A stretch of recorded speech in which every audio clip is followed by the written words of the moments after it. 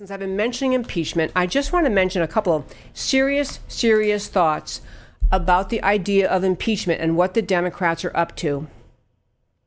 I have a clip. In fact, I think my incredibly wonderful producer, Matt, has a clip ready. But this is a clip of House Majority Whip James Clyburn. And he was on CNN's Tapper show, which I'll just tell you about. But about a week ago, he was also interviewed. And this is what Clyburn had to say about impeachment, the idea of how the Democrats think about impeachment, the Democrats inside the U.S. House. Here you go. Joined now by a top member of the House Democratic leadership. It's Congressman Jim Clyburn. He's the House Majority Whip. And as I said, it actually is his job to know where every member stands on every single issue, at least the Democratic side of the aisle. Congressman Clyburn, always a pleasure, sir. Thanks for coming on.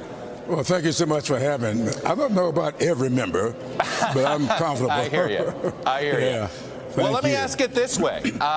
If you did a secret ballot among the Democratic caucus, yes or no on impeachment, what would the majority likely be? Oh, the majority would be no. Okay, he went on to say basically where we are now, the majority is no. A week later, the same guy, Clyburn, was on Jake Tapper, CNN, just saying that the Democrats inside the House, are moving slowly. They want to make sure they have all their pieces in place, all their ducks in a row, blah, blah. They basically, he's not saying they don't want to impeach Trump. He's saying we have to be sure we have everything in place before we do it. And I just want to talk to you about their motive and then what impeachment is really supposed to be about.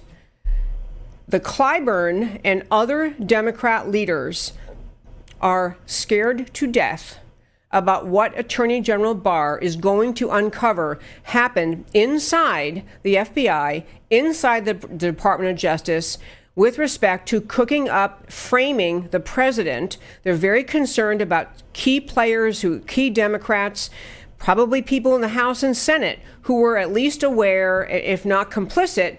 And the Democrats are worried that that is going to hurt them once America figures out, because Barr exposes it through his investigation, and once all of the underlying documents are released, which President Trump has authorized Barr to release all the Mueller documents, the Democrats are worried that America is going to see how corrupt the FBI and Department of Justice were, and how corrupt really the Democrats were in going along with it. They're worried. So they are working to time this impeachment proceeding to capture the headlines at a time when most of America ought to be reading what really happened inside the FBI and Department of Justice. They want to divert America's attention from what Barr is going to release by bringing impeachment at a time when we're otherwise should be figuring out what really happened. This is a very intentional plan. This is a coordinated strategy. It's not happenstance. So that's the first point. Clyburn, and I'm not blaming him personally or attributing that to him personally, but the Democrat mindset is, if nothing else, endlessly strategic.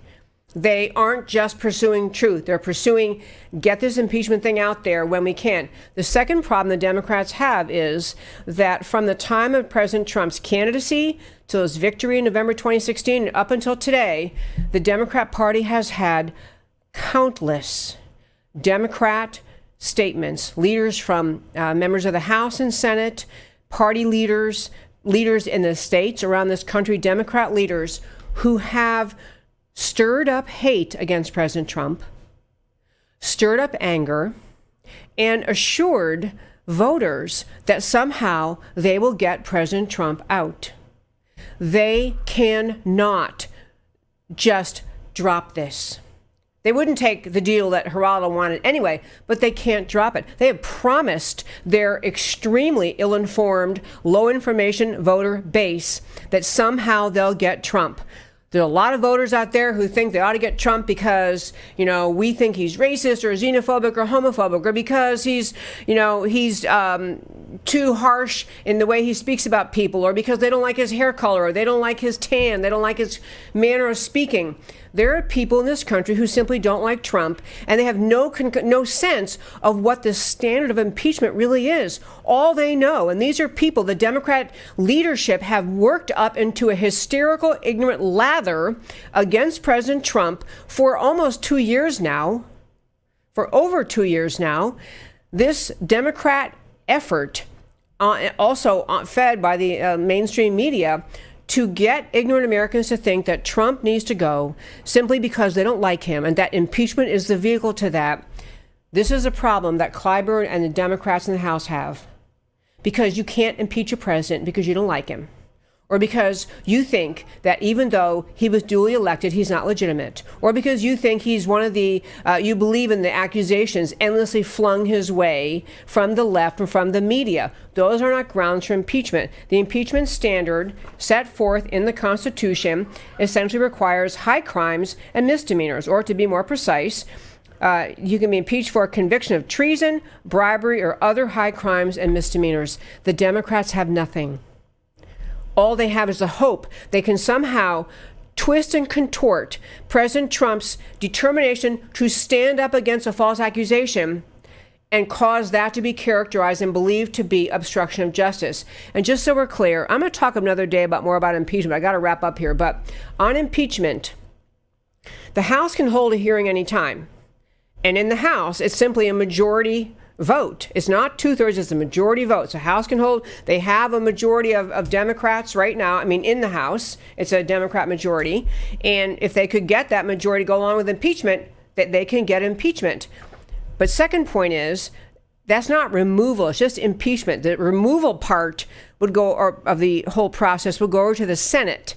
And then the Senate, they have to have an actual trial on the charges that the House levied against the president. And on the Senate side, you have to have 2/3 majority in order to remove the president. The final legal point I'll make on this today, but I'm going to come back and talk about this more, because impeachment was thoroughly considered by our founders.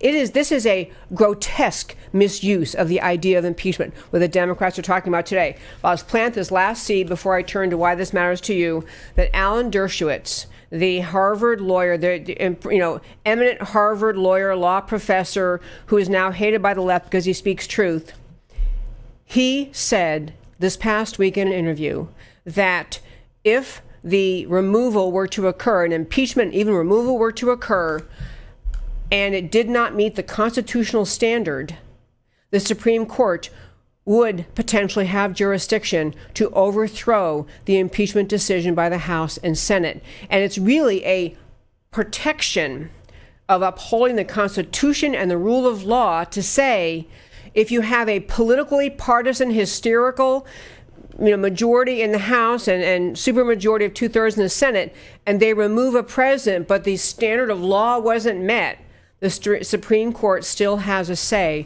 in whether removal can occur.